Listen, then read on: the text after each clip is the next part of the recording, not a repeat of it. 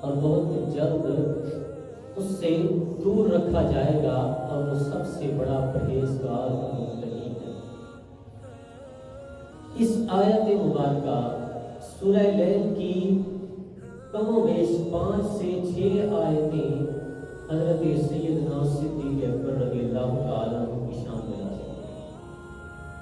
ویسے تو روایات میں آتا ہے کہ 32 سے 33 آیات مبارکہ وہ شان صدیق اکبر میں نازل ہوئی ہیں، لیکن صرف سورہ لیل کی 6 آیتیں حضرت سیدنا صدیق اکبر کی شان میں نازل ہوئی ہیں۔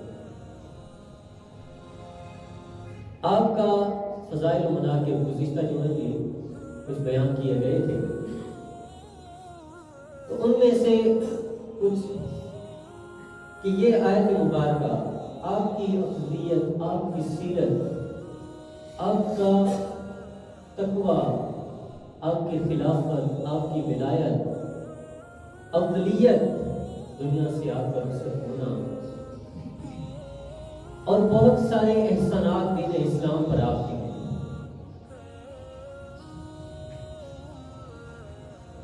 آپ کی افضلیت، شان و مراتب میں سب سے اہم بات حضرت سیدنا ابو ہریرہ رضی اللہ تعالیٰ عنہ آپ روایت کرتے ہیں کہ حضور نبی کریم صلی اللہ علیہ وآلہ وسلم نے ارشاد فرمایا کہ جس نے اللہ کی راہ میں کوئی چیز دی، اللہ کی راہ میں چیز خرچ کی، اس سے جنت کے دروازوں میں سے اس طرح آواز آئے گی، اے اللہ کے بندے، یہ دروازہ تیرے لیے بہتر ہے، تو اس سے داخل۔ جنت پکار کر کہے گی، جو رب تعالیٰ کی راہ میں خرچ کرتا ہے، دیتا ہے، جنت پکار کر کہے گی تو اس دروازے سے داخل۔ نماز پڑھنے والے کو جنت پکار کر کہے گی، یہ نمازیوں کے لیے راستہ ہے، یہ دروازہ ان کے لیے ہے، تو اس دروازے سے داخل۔ باب الریان ہے، جو روزے دار ہوگا، روزے رکھتا ہوگا، وہ دروازہ پکار کر کہے گا کہ تو اس دروازے سے داخل۔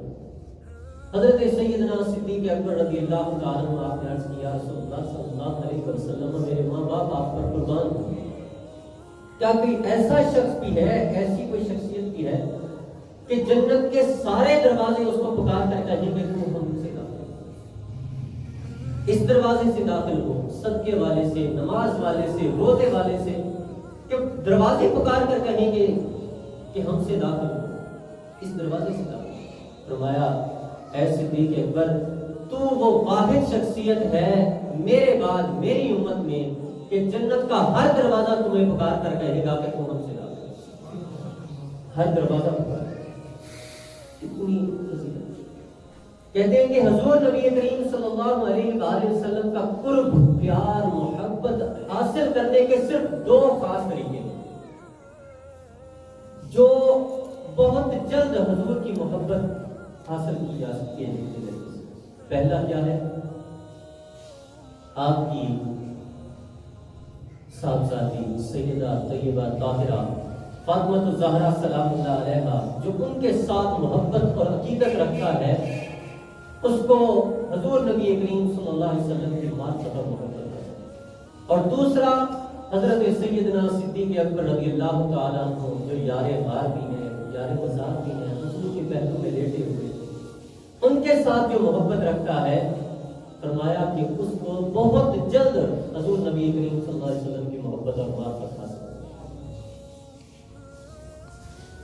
ایک دفعہ حضرت علی مشکل کشا شیر خدا رضی اللہ تعالیٰ عنہ حضور کی بارگاہ میں حاضر ہوئے اور کہا کہ یا رسول اللہ صلی اللہ علیہ وسلم، میں آج گزرا ہوں تو حضرت سیدنا صدیق اکبر رضی اللہ تعالیٰ عنہ جو یار ہیں، وہ لگتا ہے مجھ سے ناراض ہیں، انہوں نے مجھ سے سلام نہیں دیا، انہوں نے سلام نہیں کیا۔ حضرت صدیق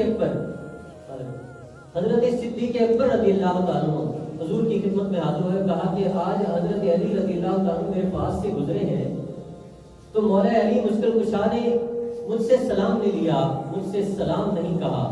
تو عرب میں پہلے یہ بات ہوتی تھی کہ اگر کوئی کسی کے ہاں سے کھانا نہیں کھاتا یا کسی کا پکا ہوا کھانا نہیں کھاتا تو سمجھا جاتا کہ یہ جو ہے نا لڑائی جھگڑے کا موضوع بن رہا ہے.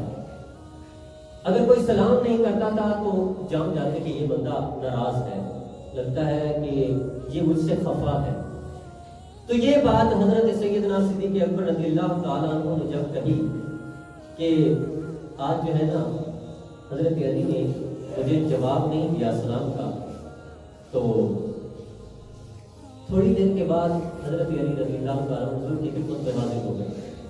آپ صلی اللہ علیہ وآلہ وسلم نے فرمایا، اے علی، صدیق اکبر کہہ رہے ہیں کہ تم نے آج ان کو سلام نہیں کیا.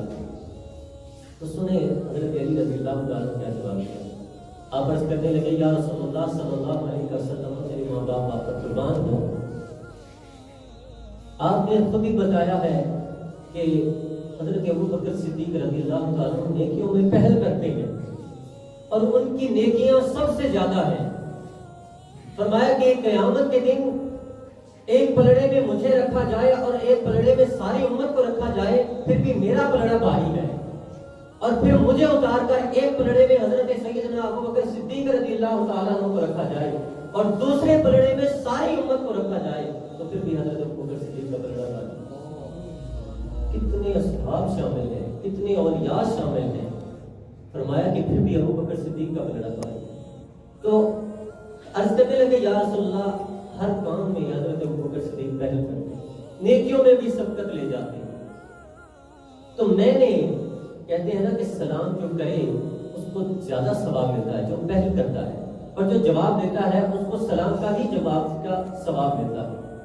تو کہنے لگے کہ میں نے اس لیے پہل نہیں کی کہ حضرت ابوبکر صدیق ہر کام میں پہل کرتے ہیں، نیکیوں میں سبقت لے جاتے ہیں، تو وہ اگر مجھ سے سلام میں پہل کرتے، پہلے سلام کرتے، تو ان کی نیکیاں اور زیادہ بڑھ جاتی. مجھے تو اس میں خوشی ہوتی کہ اس کام میں بھی حضرت ابوبکر صدیق نے پہل کی ہے اور نیکیوں میں مجھ سے سبقت لی ہے. اللہ، یہ محبت ہے.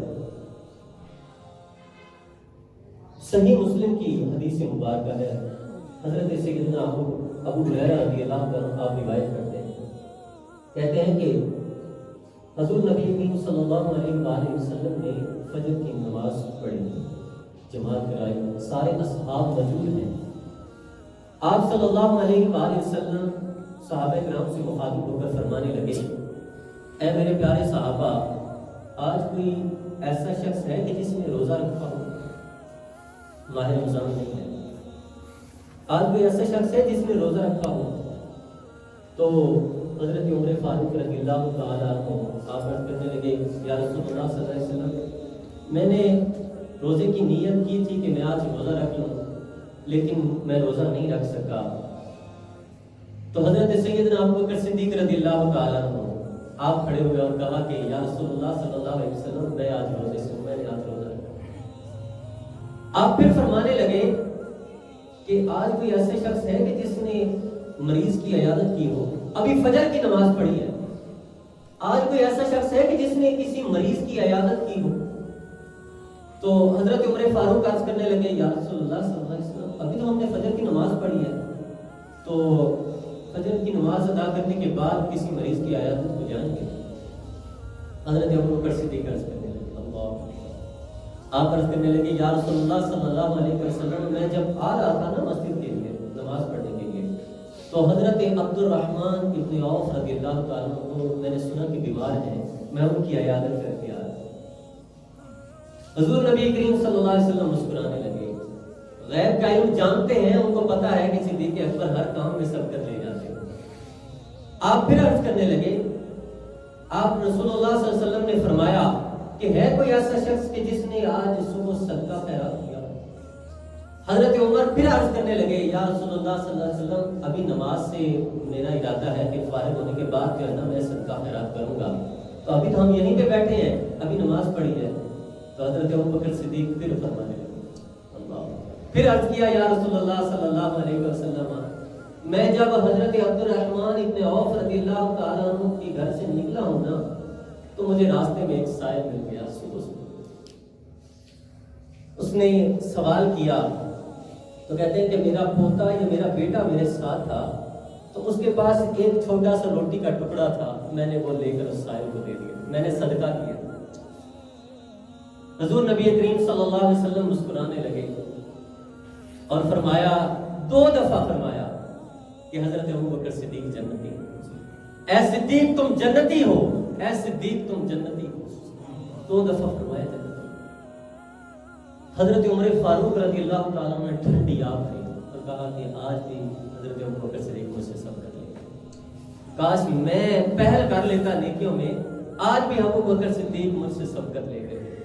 اور حضور نبی کریم صلی اللہ علیہ وسلم کے ہاتھ اٹھے، وہ ید اللہ والے ہاتھ اٹھے، اور حضرت عمر فاروق رضی اللہ تعالیٰ عنہ نے دعا کی، یا باری تعالیٰ عمر فاروق پر بھی اپنی خاص رحمت فرما، عمر فاروق پر بھی اپنی خاص رحمت فرما۔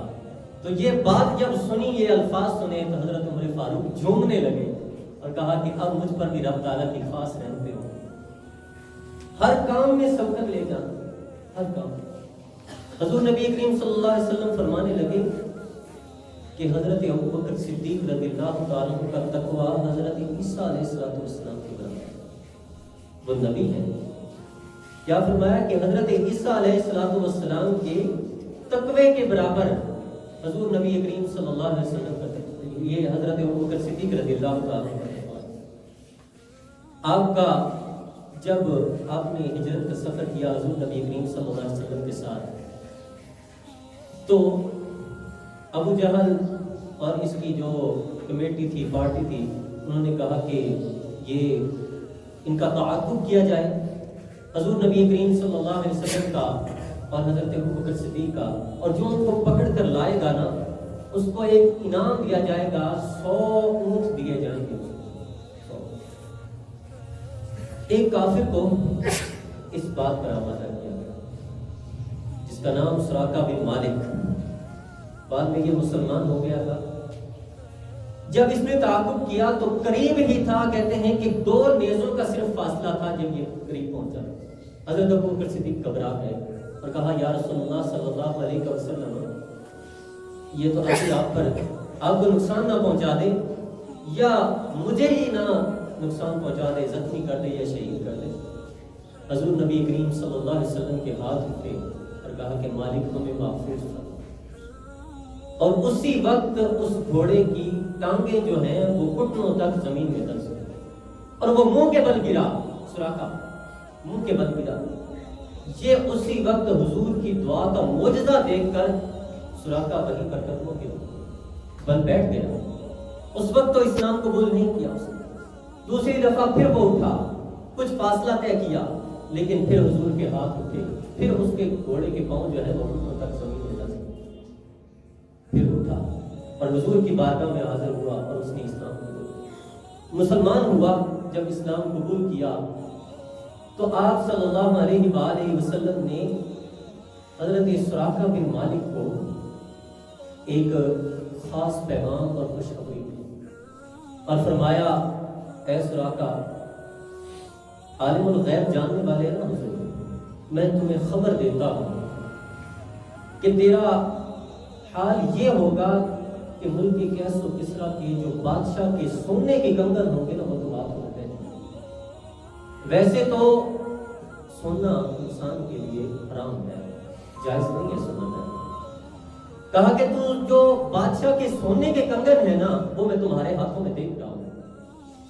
ابھی حضور نبی کریم صلی اللہ علیہ وسلم حیات، کئی جنگیں گزرتی گئیں، کئی جنگوں میں سراقہ نے شرکت کی، کئی غزوات میں شرکت کی، حضور کا وصال بھی ہو گیا۔ آخر کار حضرت عمر فاروق رضی اللہ تعالیٰ کا دور خلافت آیا۔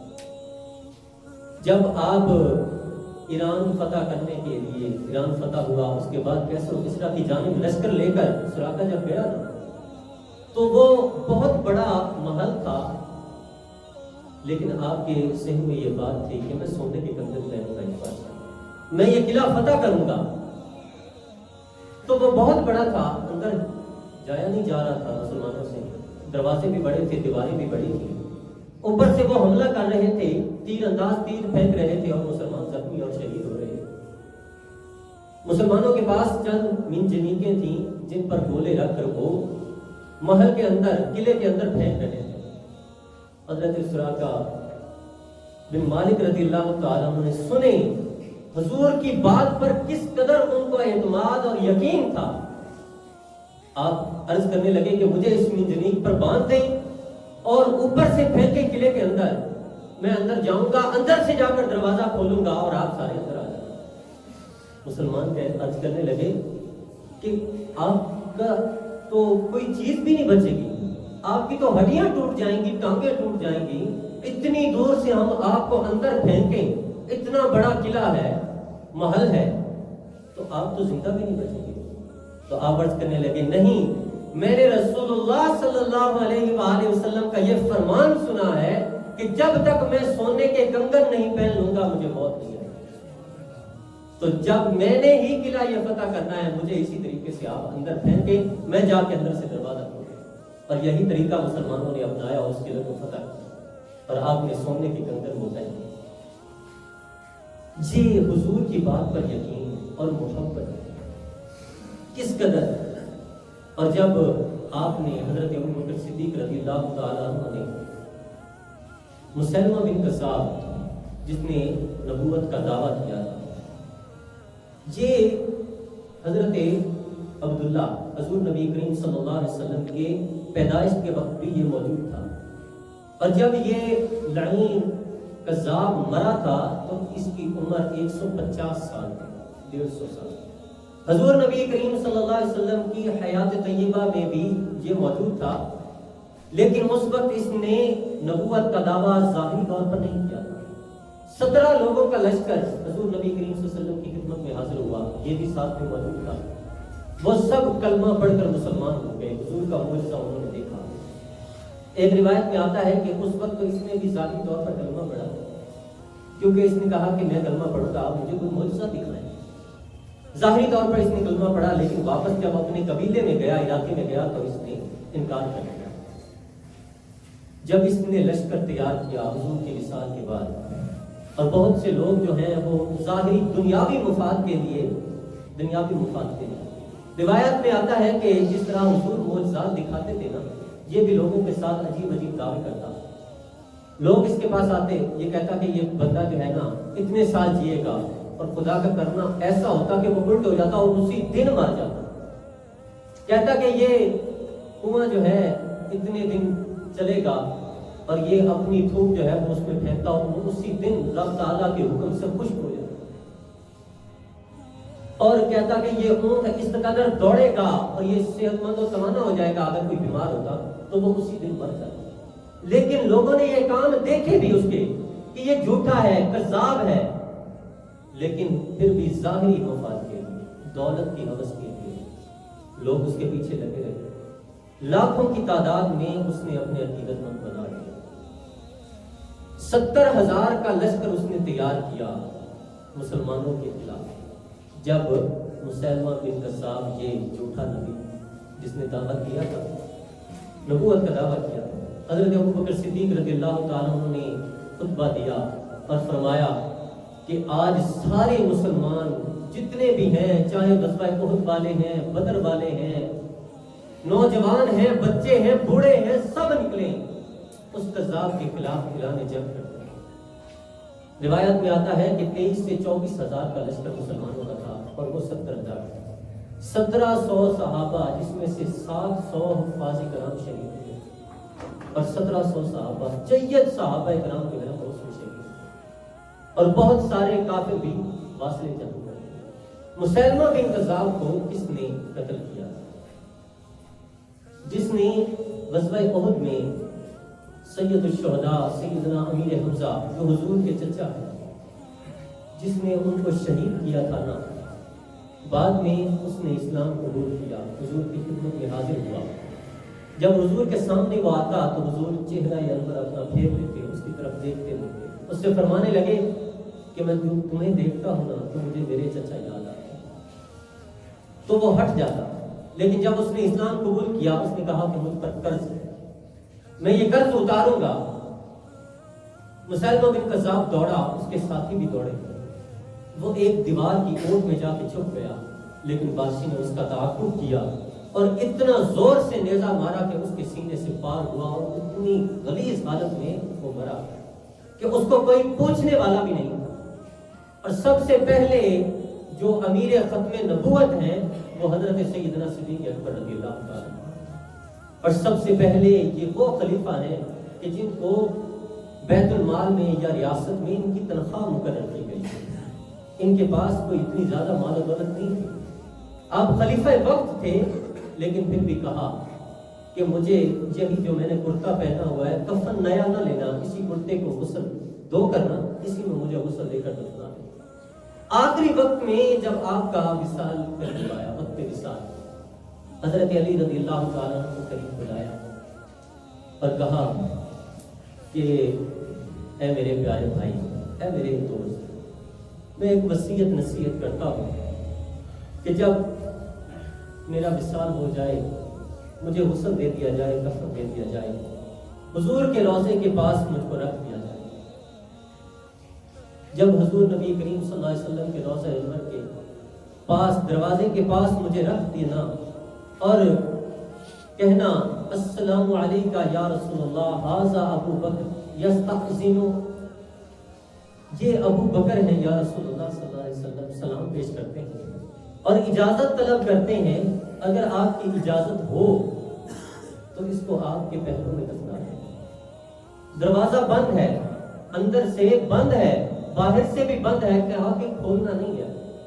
اگر اندر سے آواز آئے اور دروازہ خود بخود کھل جائے، تالا ٹوٹ جائے، تو پھر حضور کے پہلو میں مجھے دفنا دیں۔ جب کہتے ہیں کہ آپ کو غسل دے دیا گیا، تو جب آپ کا جنازہ پڑھ دیا گیا، آپ کے جسد خاکی کو حضور کے روضے کے سامنے دروازے کے پاس رکھ دیا گیا اور یہی الفاظ دہرائے گئے۔ حضرت علی مشکل کشا شیر خدا رضی اللہ تعالیٰ عنہ آپ کے یہ الفاظ ہیں، اور آپ اس کو روایت کرتے ہیں، کہتے ہیں کہ ہم نے جب یہ کہا کہ یا رسول اللہ، یہ ابو بکر صدیق ہیں، آپ کے دوست ہیں، یار ہیں، آپ کے پہلو میں آنا چاہتے ہیں، تو کہتے ہیں کہ دروازہ خود بخود کھلا اور اندر سے آواز آئی ادخل الحبیب الی الحبیب، محبوب کو محبوب سے ملا دو، کتنی دیر سے ہم بیدار ہیں۔ حضرت ابو بکر صدیق جانتے ہیں کہ میرے آقا جواب دیتے ہیں، میرے آقا کریم ہیں، جہاں پر بھی ہو، ظاہری دنیا سے وصال فرما جانے کے بعد بھی حضور سنتے ہیں، جس حال میں بھی ہو امتی، وہ حضور جو ہے وہ سنتے ہیں۔ اور کہا کہ جب دروازہ کھلا اور ہم نے جا کے حضور کے پہلو میں آپ کو دیکھا، صحابہ کرام کا یہ عقیدہ تھا۔